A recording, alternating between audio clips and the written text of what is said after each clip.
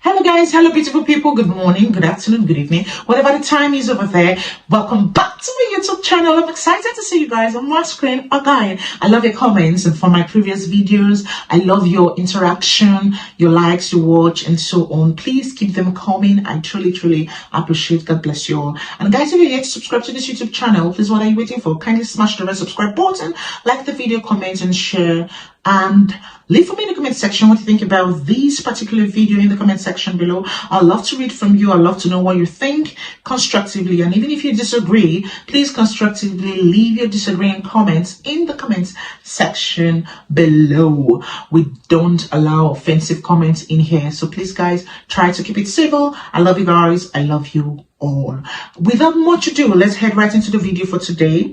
Still on the Trump's campaign, Charlie and Tulsi take on college kids at University of Arizona. So guys, without much ado, let's head right into the video. Leave for me your thoughts, your comments in the comment section below. Don't forget to smash the red subscribe button, like the video, give it a massive thumbs up, comments and share to others, okay? And tell me what you think in the comment section below. Thank you and God bless you. Without much ado, let's head on to the video. Thank you. Are we ready to make Trump the next president of the United States this November? All right, we're going to have some fun here. And as you guys know, it's an open mic. And also joining us is Tulsi Gabbard today. Give it up. Aloha. Good to see everybody. Thanks for coming out. Look at that sea of red hats. I love that, everybody. All right, this conversation today, we want to keep it focused on the election, questions you guys have about that. So we really want to stay focused on that. As you guys know, this is a lot of fun. Free speech is respected here on the right. And I'll tell you, this is pretty amazing to see in Tucson, of all places, everybody. This is pretty great. So we have a question here from somebody. Hi, Charlie. My name's Bryce. That's very loud. I wasn't expecting this many people to come here. But I recently just came out as they, them. And I was talking to my guys over there at the White Dudes for Harris. And we were talking about like who we were voting for and everything. So obviously I'm going to be voting for Kamala Harris because Taylor Swift is. But this was a question that I kind of wanted to ask more in private, not in front of all these people. But because I identify as they, them, does that mean I can vote multiple times? Well, have you voted already? No, I have not. Well, maybe since That's a legitimate question. It is. Tulsi, do you want to take this? Well, I will tell you that since you haven't voted yet, maybe as they, them could vote for Trump Vance 2024. Okay. Can I vote twice? Made with 13 Swiss alpine herbs. Probably not. Okay, then I'm not a they, them anymore.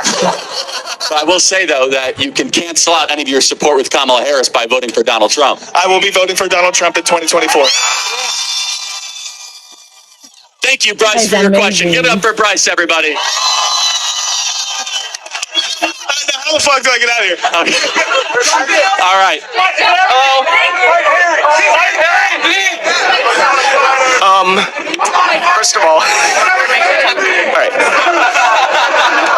First of all, wow.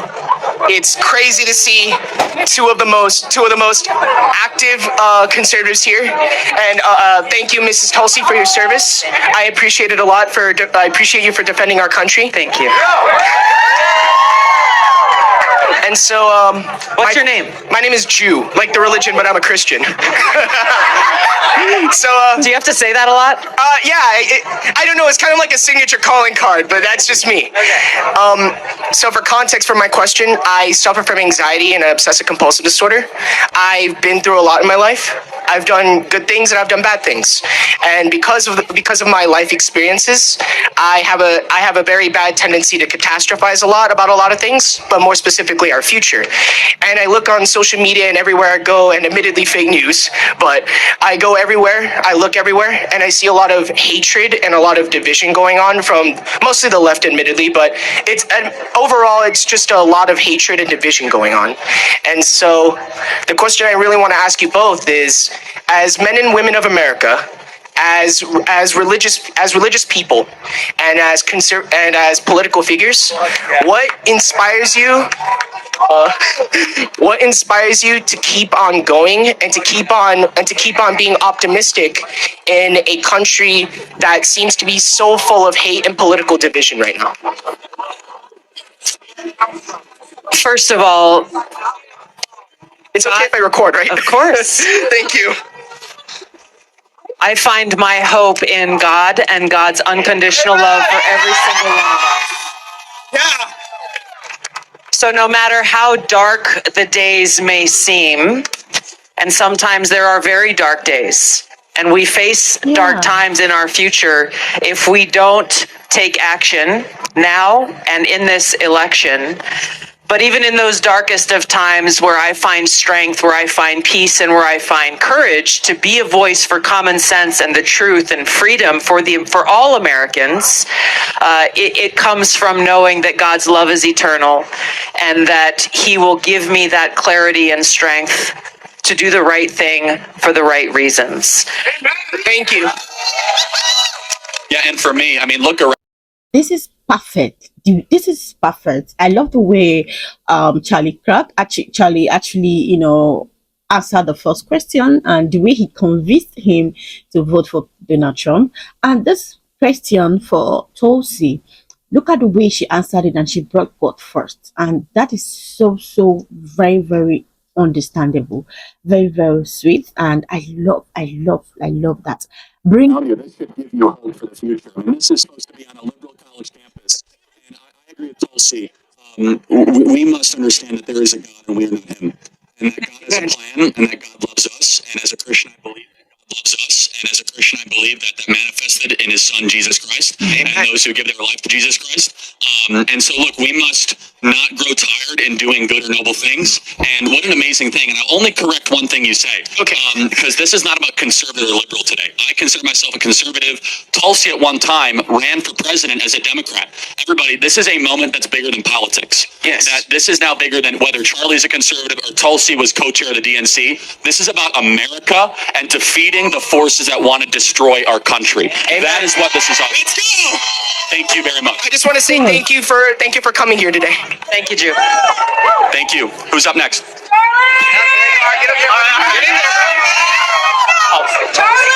So, first off, I'd like to personally thank Tulsi Gabbard for destroying Harris's 2020 presidential run.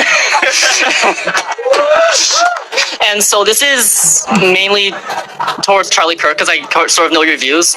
Obviously, the topic of like foreign involvement, U.S. foreign involvement in foreign countries is a little contentious with conservatives right now. How would you balance supporting our allies and supporting, even if it unfortunately means we have to send troops in, with how would you balance that with also working on our supporting our own people? I think this is actually a better question for Tulsi, if that's okay. This is one of her passion topics, and Tulsi served and serves in our military. And so, Tulsi, you want to take that? Yeah, sure. I mean, this is personal for a lot of reasons. I still serve in the Army Reserve. I'm a lieutenant colonel and a battalion commander. I've deployed to 3 different war zones at different times over the last 20 years. I have friends who are deployed into combat zones today. I know Kamala Harris is not aware of their existence, which is both a sad and disastrous state of affairs that in and of itself disqualifies her to be our commander-in-chief. But I was talking to a friend of mine the other day who lost both of his legs in combat. And all of us who raise our hands and volunteer to serve in our military are willing to lay our lives down to ensure the safety, security, and freedom of the American people. What we do not sign up for is politicians who care more about feeding the military-industrial complex and the war machine than they do about our lives, but the safety and security of the American people's lives. What we need are leaders, and this is why I've endorsed President Trump in this election, who will always make those decisions in balancing. You asked a very good question. How do you balance the need for us to engage and stand with our allies and partners and put the American people's interest first. Every decision has to be made within the context of what serves the needs of the American people first. Period. And that includes our national security needs. That includes our liberty and our freedom, which is often on the line when we are in a state of war. The war machine takes advantage of that to try to take away more of our freedom. And it has to do with our economic well-being as well. If we have a president and commander-in-chief who makes every decision about what's in the best interest of the American people, we won't go wrong. And I'll just say one thing. We don't have to overcomplicate this. We should not send another dollar to Ukraine while our border is wide open. Period.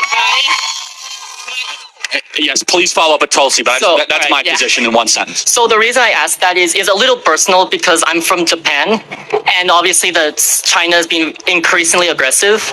And why a lot of Japanese people are reluctant to fully support Trump is they're afraid that you'll sort of throw us under the bus if China drags Japan into a war. So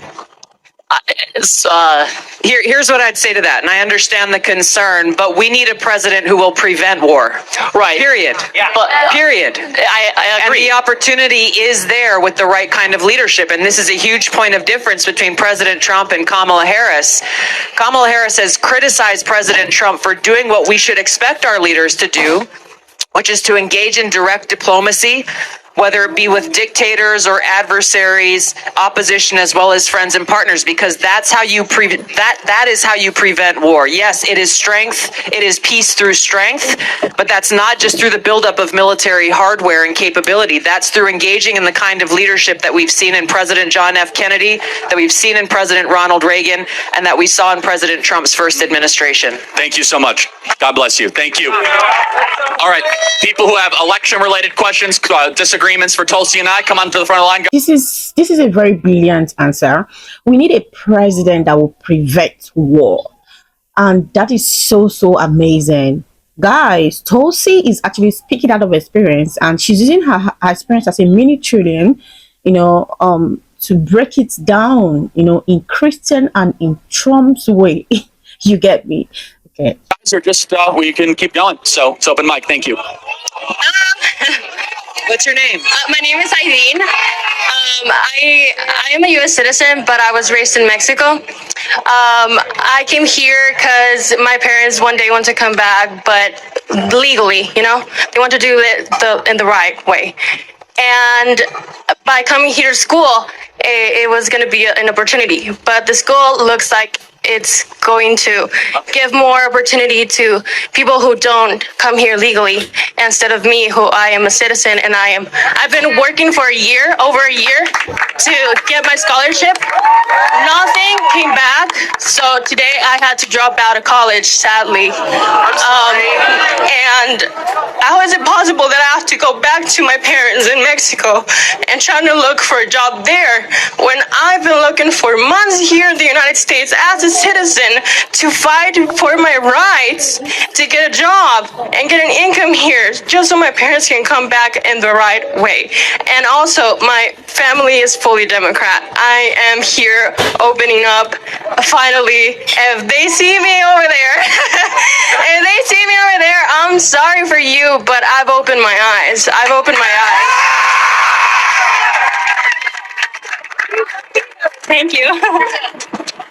I love your thoughts on this, Tulsi, but I'll say this. It is reprehensible and wrong that the people that come here the right way are punished and the people that come here the wrong way are rewarded.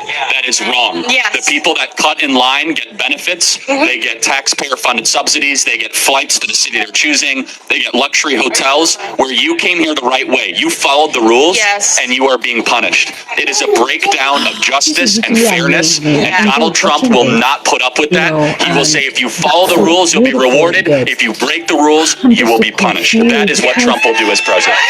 This is looking so I just want to encourage you and tell you to stay strong. Don't give up. Keep up the fight. You are doing the right thing in the right way, and know that you're not alone. Thank you. Thanks for watching. Please tell me what you think about this video in the comment section. Don't forget to subscribe, like, comment, and share. Thank you.